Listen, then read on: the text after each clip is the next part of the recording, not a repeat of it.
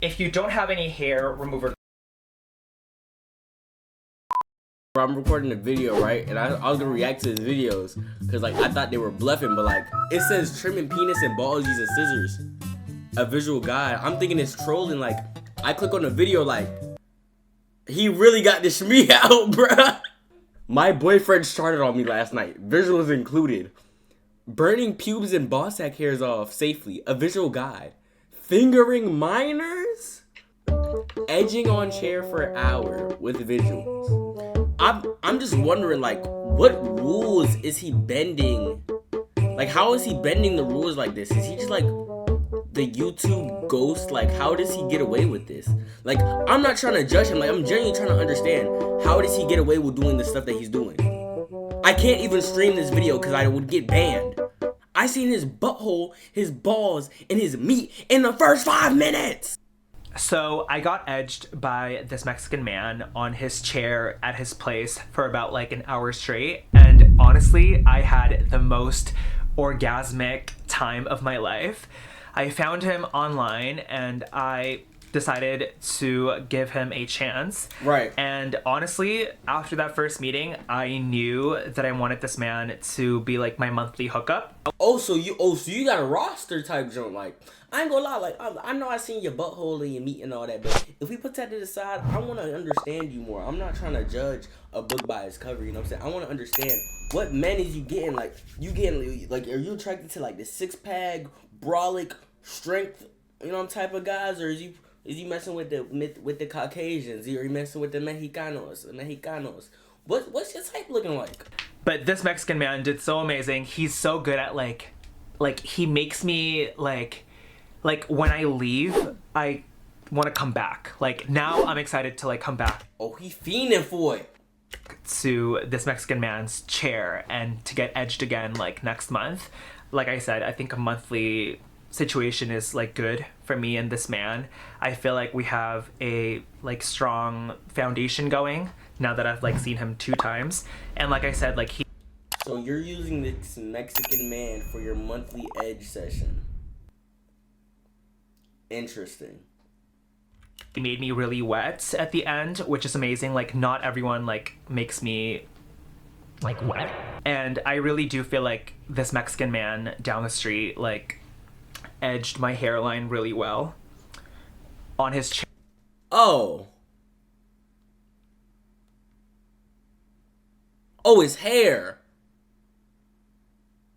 Like, haircut, like. Oh my gosh, like I can't tell you how insecure I get when I have like a really bad haircut.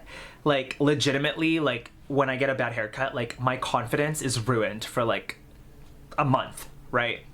But I feel that, bro. Like, I ain't get my hair done in a few weeks now, you know what I'm saying? I'm kind of chopped right now. But, you know, I'm getting back in the groove of it, you feel me? Like, I'm trying to get back to where I used to be, you know what I'm saying? So I can pull all the girls, you feel me? But I see exactly where you're coming from, though. Like, it really be like that sometimes. when I tell you, like, this Mexican man down the street is so good at cutting hair, I am so thoroughly impressed. And, like, my favorite part, or, like, obviously my favorite part about his haircuts is, like, the fact that they're good, right? Like, my haircut is so good. Yeah, he did a good job. Like, caressed I was just hating earlier.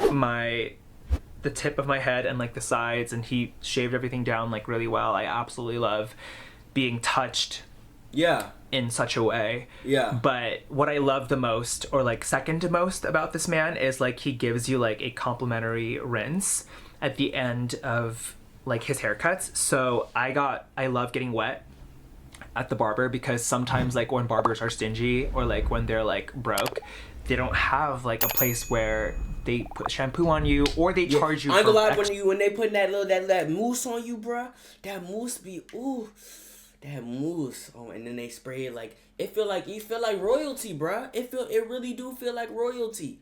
I see exactly where you're coming from. It feels like royalty. I can respect that. Extra, which I'm like, oh my god, like can I just get wet? Like, can you just make me wet?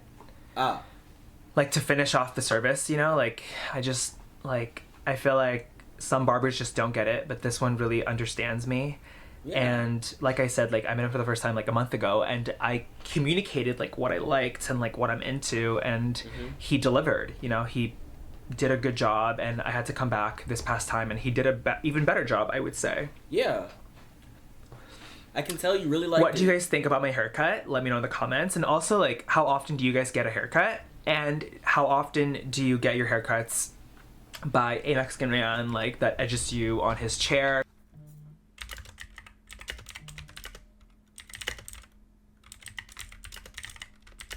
Amazing. I'm glad you enjoyed your haircut. I get mine a lot of times. Maybe once every 2 weeks. Yeah. Where are the visuals, Kevin? I need my visuals.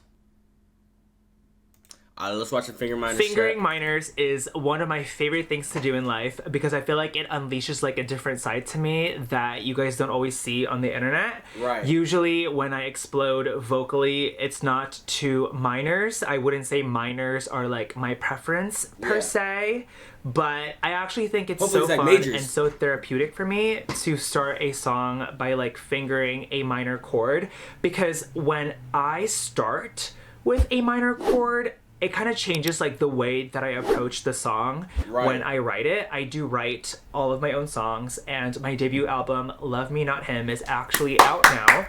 You can listen to it by clicking the link below. I normally love to start songs with major chords like C and G, like these chords. This is C, and this is G. Most songs start with these chords, so it's always going to be like a progression of like 4 chords that starts with one of those chords. So for example,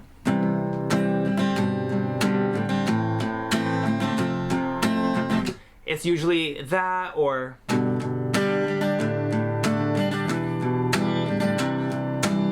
like a combination of like all of those 4 chords in different mixing and matching situations. And as much as I love those progressions, I feel like they help so much with like when I love to like put satire and like funny things and like humor over like sad and serious situations. Like I love to do that, and that's why like most of my songs are kind of like, they're all about sad feelings but kind of like twisted into like this satirical kind of like funny moment. Like for example, like, tell me where I went wrong. I thought we had a good time. Oh, what can I do to make you want to see me again?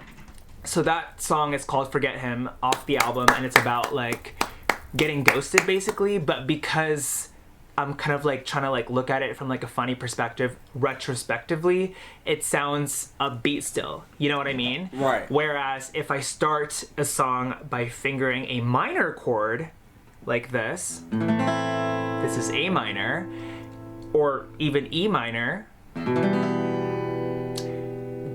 it's immediately a lot more dramatic and like melancholy sounding. So let me show you an example. Like this is a different song off the album called You've Been So Distant Lately, and I start with a minor chord. I start by fingering a minor chord. This is the first chord. Okay, listen, hold up. Bust down, rolly, avalanche, get my average, it's my, okay. No, right now, I bet you're out banging another one of your Asian men, and you do with him what you do with me. And it's fuck me, no sympathy when you tell me that you love being free, and you only talk to me when you're feeling lonely. You see how it sounds like? I ain't gonna lie, like, I'm not gay or nothing. I love women, but I've never felt so related to a song about a gay man, you know?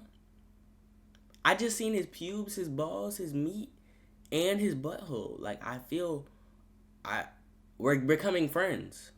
I didn't want to see that, but at the end of the day, you have to see it. You have to see it for what it is. I already seen it. There's no going back. You might as well take the good with the bad.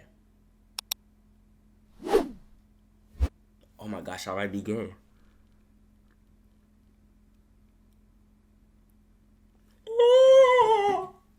Bro, my favorite channel is King Zazan. You know that. Nah, this might be your favorite channel. Alright, make it say. Alright, say an outro for the YouTube. Say an outro for YouTube. Thank you for watching the King Zan channel, and we gonna see you next time. Peace. That was beautiful, babes.